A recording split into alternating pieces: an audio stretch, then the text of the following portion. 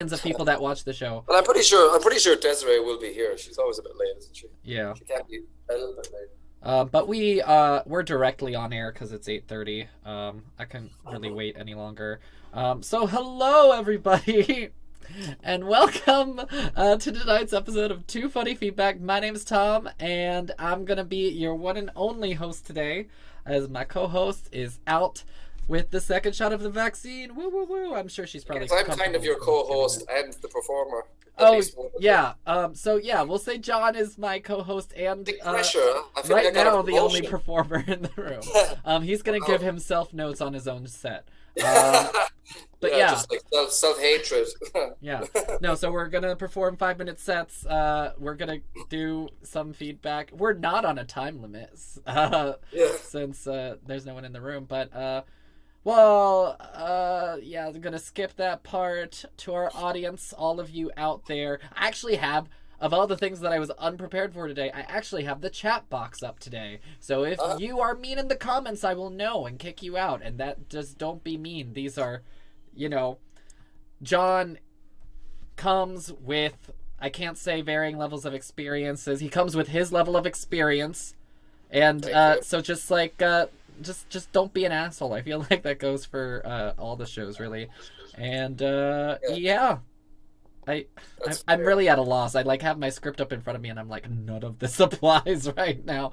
But yeah, so our next comedian is coming to us all the way from Dublin, Ireland. Please give it up for the one, the only, the co-host, John O'Keefe. Woo, woo, woo, woo, woo, woo. Hello. Oh my God. How's everybody doing? How's every person doing here? Yay. Are you well? Fantastic. Uh-huh. This reminds me of an Edinburgh Fringe show when you'd be gigging to yourself and maybe one other person would stay for about 10 minutes before they left.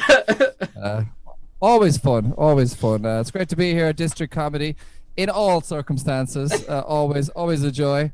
So my name's John O'Keefe and I'm Irish, but I'm bad at it because I quit drinking, which I didn't realize was fucking illegal.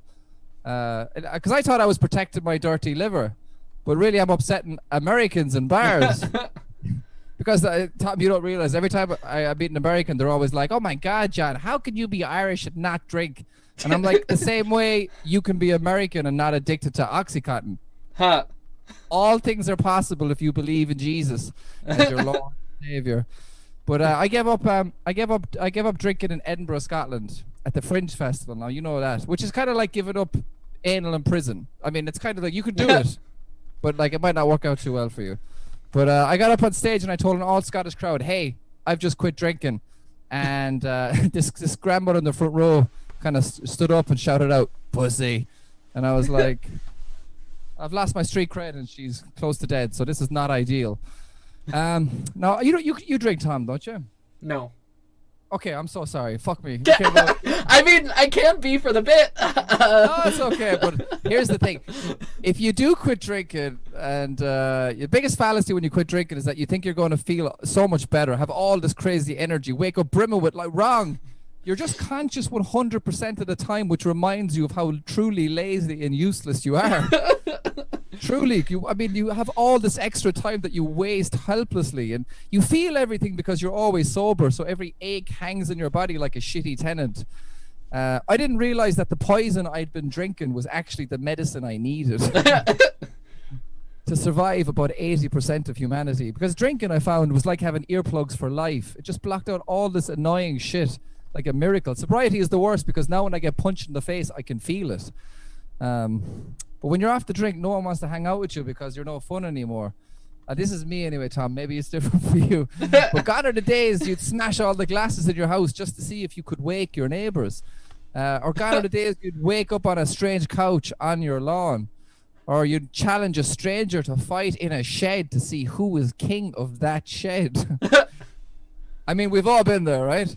So I mean, what I'm saying is I can see clearly now, and I don't like it. Like, I haven't had to apologize in 2 years. Like, I was world class at apologies. It was probably the only thing I really excelled at outside of writing awful teenage poetry. That might be the best. I was particularly awfully terrible at that. My regrets nowadays are about not having any regrets, because regrets were kind of fun. You know, I feel like I've lost an old friend who I never met, but he sounded amazing. You know, Blackout John. He was a rascal, always the center of attention.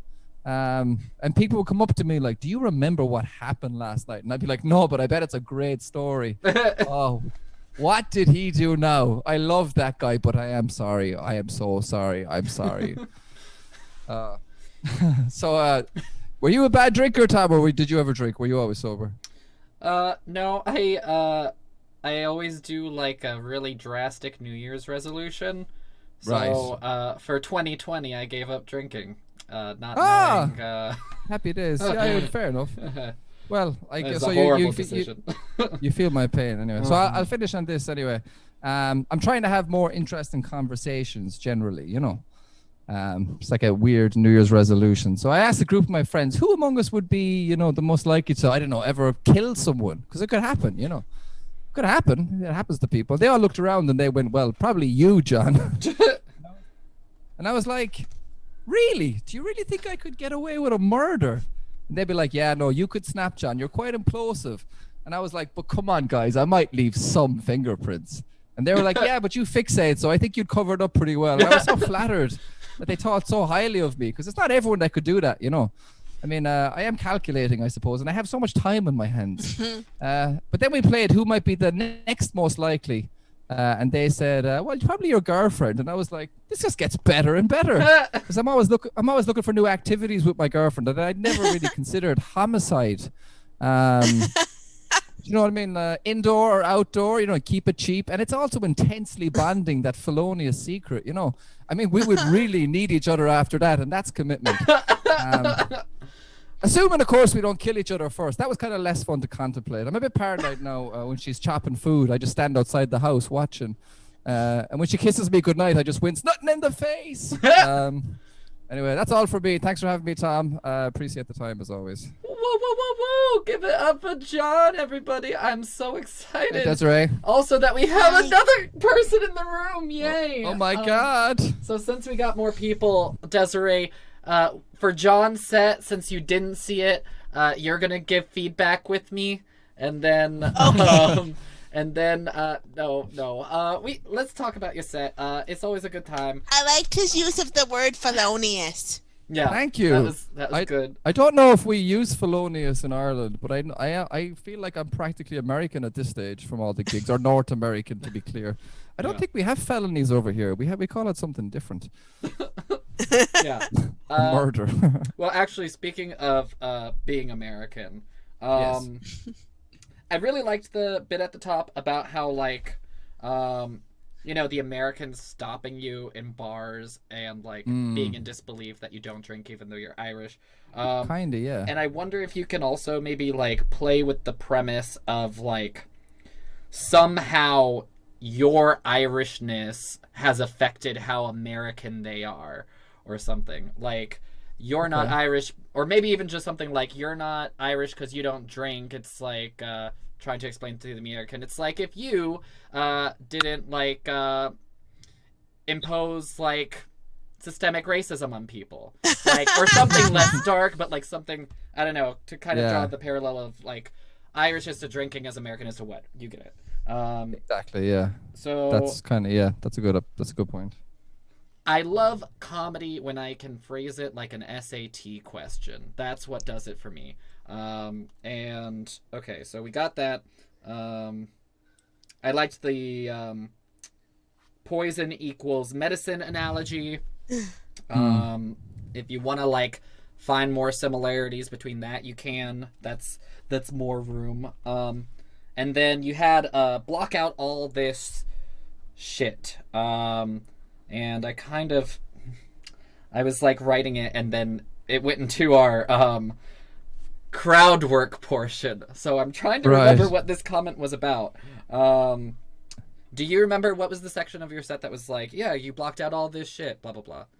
I said, like, you use, it's like having earplugs. What did I say then? It's like having earplugs. Sorry, I have my notes here somewhere. Something about it's like having earplugs for life. Sobriety is the worst. Now when I get punched in the face, I feel it. I remember what it was. And when you're off drink, no one has to hang out anymore. Well, and I also thought it'd be interesting, maybe to play with the idea of like. I think it's also like weird that like you never black out and then wake up the next day and find out, oh my god, you were so drunk you like donated to charity or like. Yeah. Blackouts never end well. Yeah. Typically. Exactly. I loved Great at Apologies. I thought that was just awesome. That whole section was funny. Overall, I mean, this is a very strong set of material you do. Oh yeah, I wrote the same note twice. That's really helpful. But yeah, I'm trying to get some. And new then drink for and Lisa's stuff, like I want to be like, remember your point of view, and like you're in a box and you can control stuff that's in your box, and that's always fun. Yeah. I'm a bit limited at the moment because I got this. I can't touch the microphone because it makes. I'm trying to get better at just delivering material without kind of moving too much. But it's a bit, in Zoom it helps to be animated. And honestly, we will change our feedback depending on what you do and tell you to do the opposite thing.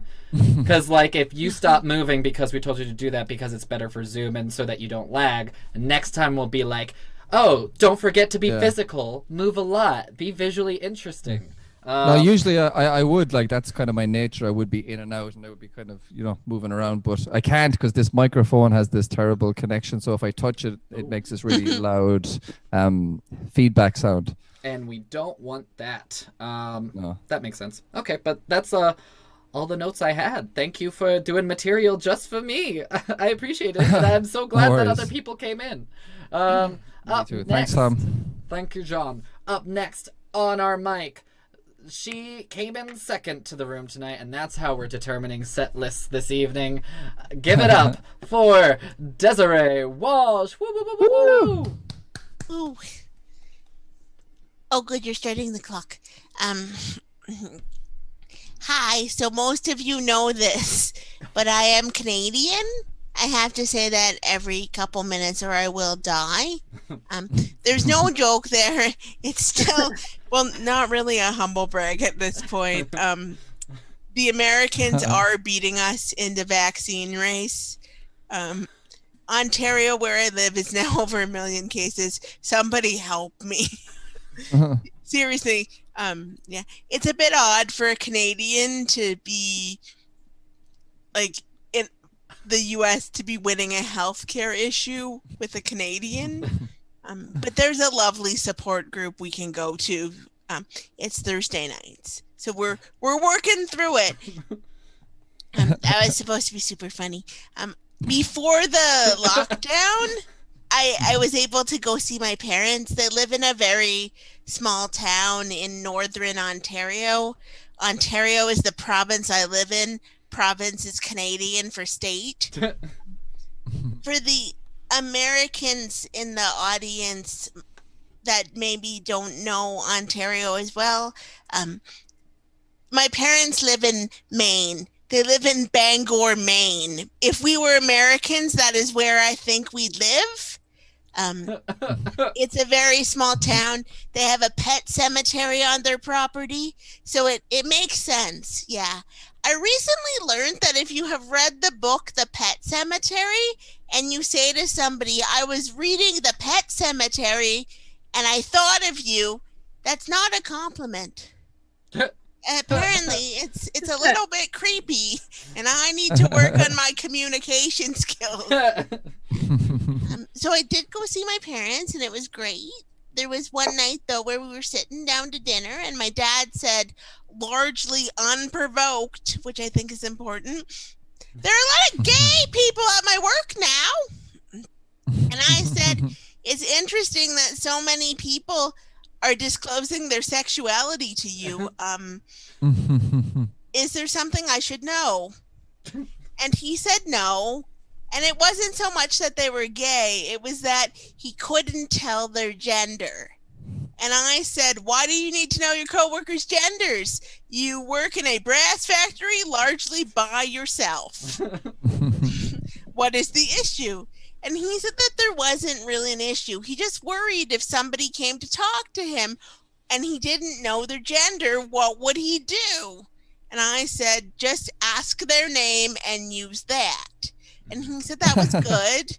But what if he needed a pronoun like he or she?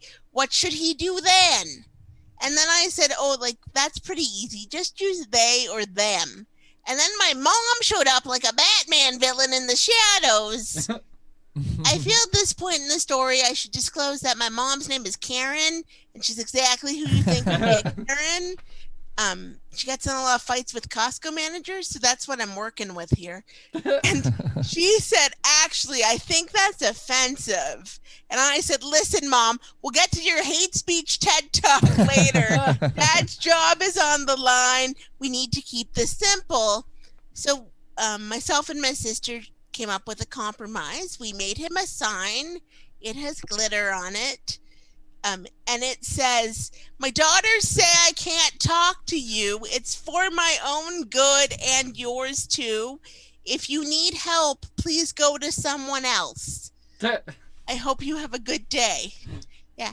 My dad just turned 65 and he's looking quite forward to going to the bank when the lockdown's over to tell them what the bank building used to be before it was a bank. Yes. Further fun facts about my dad. He saw me do stand-up comedy for the first time over Zoom, and his review of the show was, if this is the internet, I do not care for it. Thank you. That's been my time. I'm Desiree Walsh. Woo, woo, woo. Give it up for Desiree, everybody. Give it up for Desiree, everybody. Oh, it's a song. Cool. And now it's not, because I'm done singing it. All right. You switched it to Thursday nights. Yes. What is the intention behind that? I'm curious. Oh, I don't know. I think there was some confusion that I was... I was talking about this mic. At a support group while I was at the mic, and that wasn't really the illusion I was going for. Okay, that's cool. But, like, what is the illusion you are going for? That, like, you just need a night of the week? Yeah, basically, like, we just need a night of the week. Okay, because this time my brain was like, oh, so now it's TB and J. No. Sorry. There actually is, like, a theater school or a comedy school in LA that has a comedian depression support group, and that joke works very well at their open mic because I say I'll be coming to the depression support group, and then everybody laughs. Oh, okay, yeah, great. But I don't have time to explain that part and then be like, now you laugh. That is correct. Yeah, that would probably not be a great move. No, so. Yeah, because of that, though, I don't know if that's, like, one that maybe you save for that specific set then. Okay. But, like, knowing the background behind it, definitely, like, it makes a lot more sense in the set now. Okay. I liked the equivalent of Bangor, Maine. I feel like, man, if AJ Capuccio was watching, you would have made his night. Yeah. And I feel like it's okay because you say Maine, but it's still like so obscure that like you'll even have like some Americans like, what? Where is that? And I like your bit about your mom being a Karen and like getting into fight with Costco managers, and I wonder if there's a way to kind of address it other than in the middle of that story, or if you can like do the story and then after you talk some about your dad, you can talk some about your mom. Yeah, I could do that. I just, because I have stuff about her being a Karen and stuff. Just it wasn't that long, so I don't know. Okay. But I could. Yeah. And like I'm sure if you wanted, you could think of more stuff of your mom if you wanted to try that kind of structure to it. Sure. But yeah. Otherwise, like all the jokes were still funny. That's good. I still really enjoyed them. POV Zoom box, and because we only have 3 people in the room tonight, Desiree, would you be comfortable if we did it roundtable style? And comedians, Sure. would you want to offer your advice or your notes? Sure. Oh, I was asking them if they wanted to. Oh, give okay. me. Oh, You don't have to. You don't have if to. you want. I didn't really take notes because I was kind of. I guess I'm kind of. It was just kind of passively listening. That's I'm okay.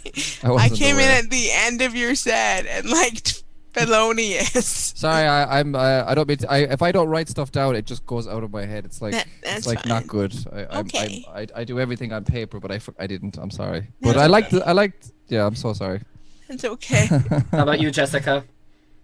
Oh, I always enjoy her stuff. I love her voice. I love your take on your parents because I do a lot of stuff on my mom, so it's very relatable. So I think you have a lot to work with the Karen bit there. I think that's hilarious. And then your dad, they seem like quite the couple, quite the characters. So I really like that part of it, and I always enjoy your stuff. So, sorry, I don't know. No, what else. don't That's okay. apologize. I also enjoy Desiree's stuff.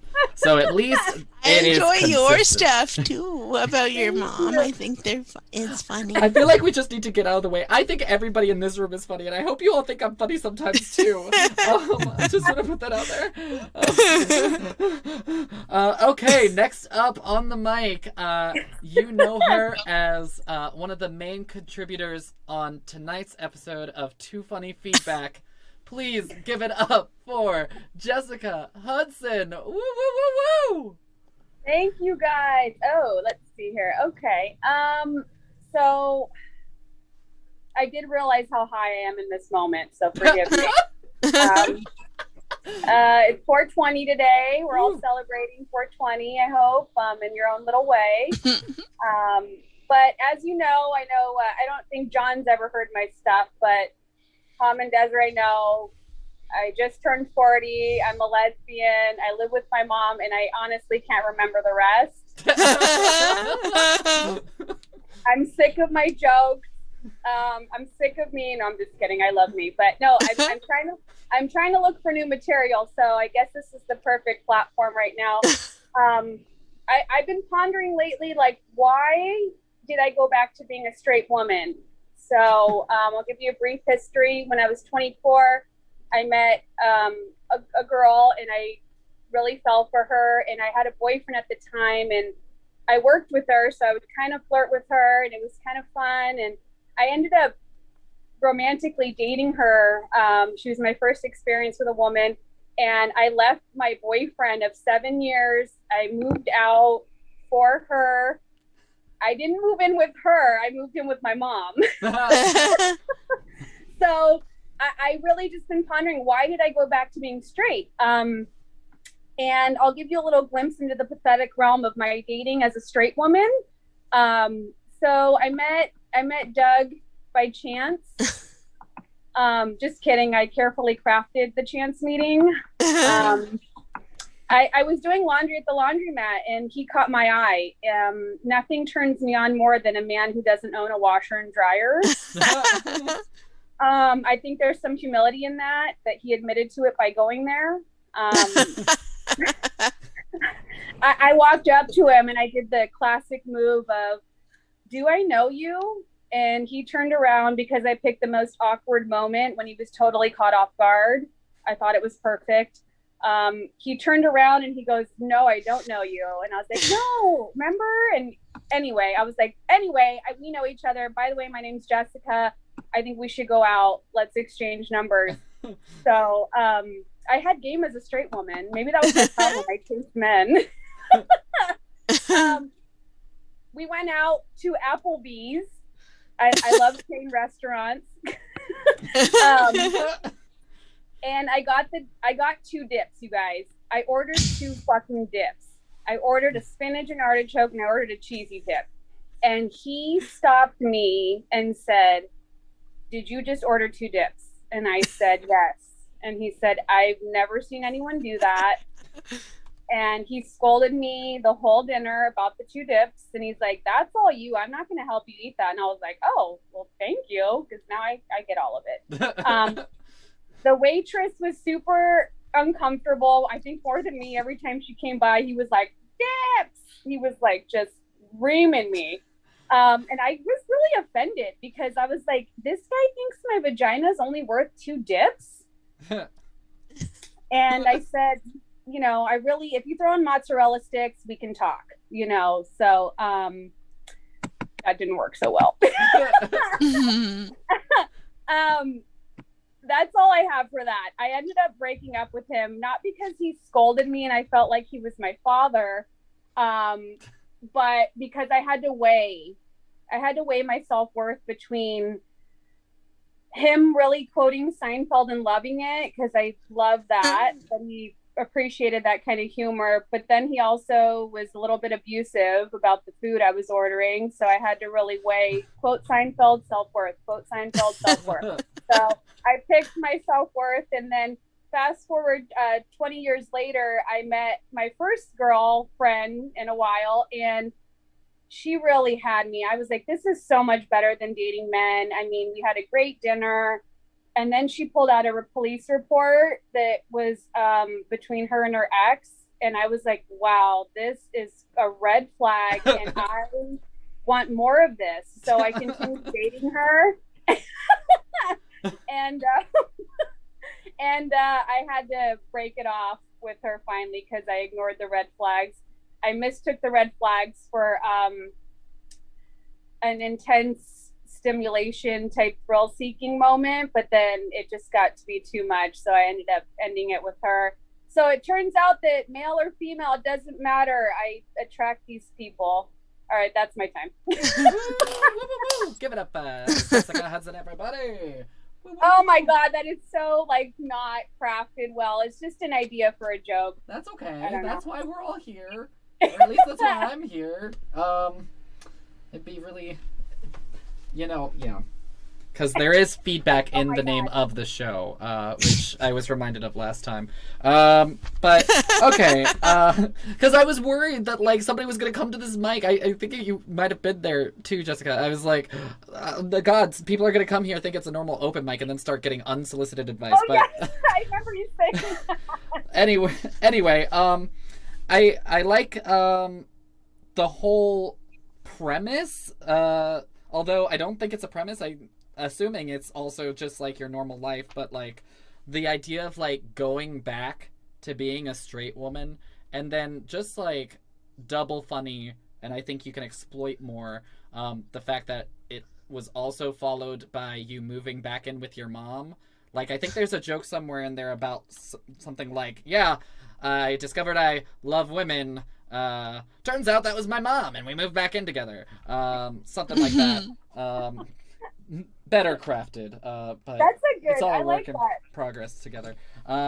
Also, and then talking about the guy, I wonder if there's room for some fun imagery, because you caught him in a really awkward position at the laundromat. And the thing that comes to my mind right away is there's that there was a trend, at least on TikTok, of the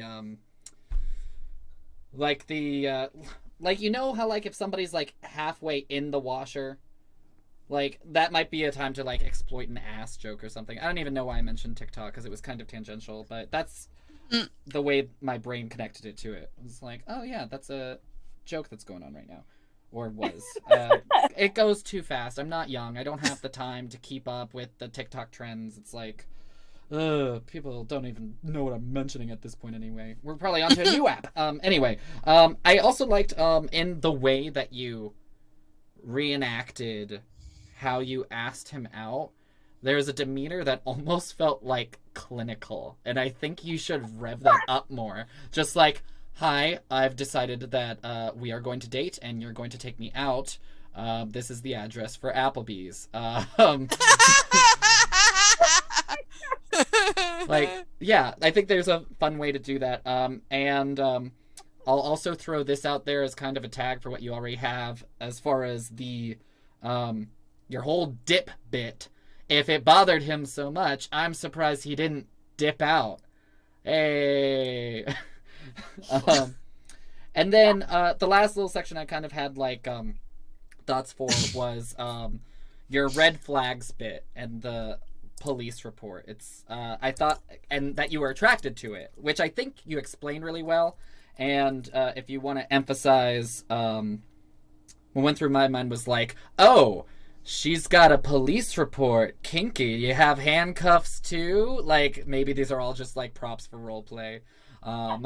Which, of course, like the ideal prop for sexual roleplay is like any form of documentation. Like, that's what does it for me. It's like any contract or something like that. And that's all my advice. I'll leave it if anybody wants to also comment on Jessica's set.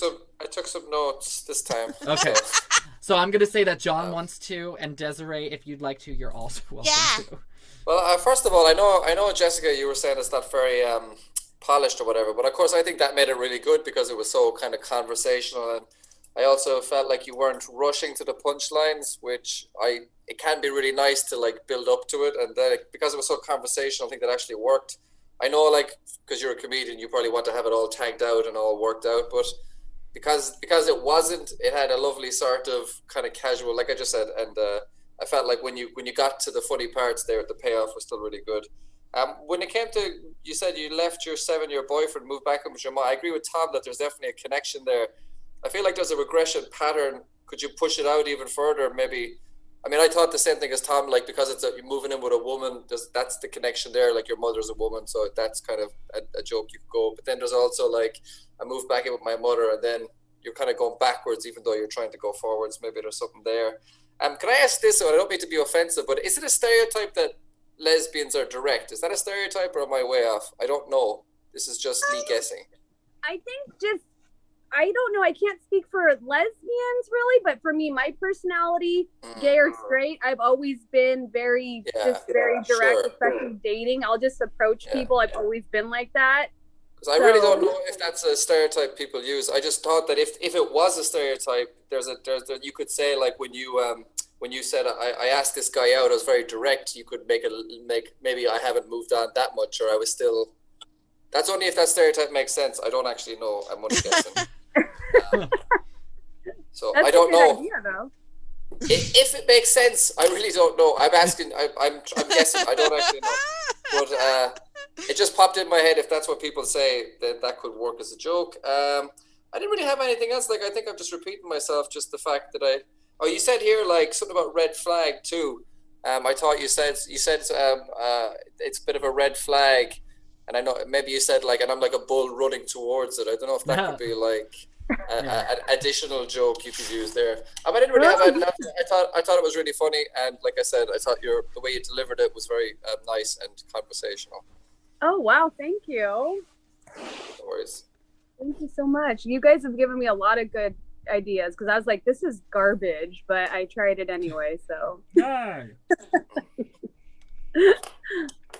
I think it's inspiring. You ordered 2 dips, and I hope that part is really true. It is. Because that has been my dream to do at a restaurant, and I've never had the courage to do it. But now that I have met you after lockdown, I think I'm gonna just order appetizers for dinner and dips, not like appetizers that make sense. Just dips for myself. Yep. Yeah. So thank you, and I also really like chain restaurants. Yeah. And I've never been to an Applebee's, but I've been once, and I sent something back because it wasn't the size of my head. So, but I was thinking, like, I might be doing like a Mandela effect, like Chris Alio thing, but didn't you do the same joke once, and the punchline was that the girl ordered like something weird at the restaurant, and you were just like, I can't do that, like a Caesar salad or something? Or did I make that up? I made that up. I did this joke before. I think you were there, but I had another date right after it where I switched it where he ordered something. This was a different guy, and he ordered like 2 fries, and I was like, "Who orders 2 fries?" Like, so I kind of did the same thing as the 2 dip guy. But I don't know about the Caesar. I love Caesar salad, but I don't think that was me. Okay, maybe I was getting it mixed up with the fries, and then I thought, like, I don't know if this will work because I don't know like what American men do, but just like for the laundry, Matt, like the thing where you say like you admire a man who can admit that he does not have a washer and dryer. I don't even know if this is funny, but be like, I'm oddly impressed that a straight man cleans his clothes more than like once a year. I don't know. Yeah. Because I don't like for some reason, I know a lot of comedians that always have like stained clothes or spaghetti sauce on them for some reason, and there doesn't seem to be any spaghetti sauce around. So something like being mild, like, and I don't know if any of this is making sense, but like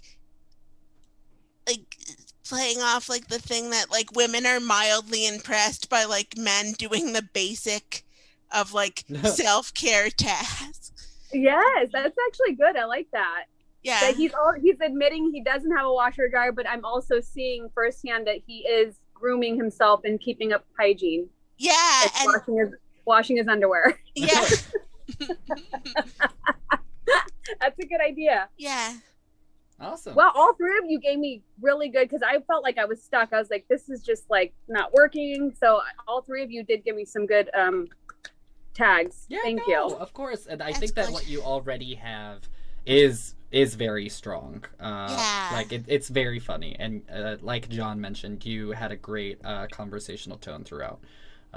Just, gotta remember like your POV, and this is your Zoom box. I guess yours is more rectangular, but you can do with that whatever you want. Hashtag free Lisa, wherever she is. Anyway, that being said, I guess that's it for this evening, so I'm gonna take all of us out a little bit early. Woo, woo, woo, woo, woo, woo. Thank you, guys. This was fun. Yeah. I'll see you on, hopefully you guys will be around on, well, I know Tom will. He's the host on Thursday. Oh, yeah. No, it's all weird, though. Don't forget, and I guess that's great for people watching, too, as I take us out, is this week we're partnering with Rampantly for their festival, so you have to sign up through the Rampantly website. Oh. And Okay. Is this for TB&J?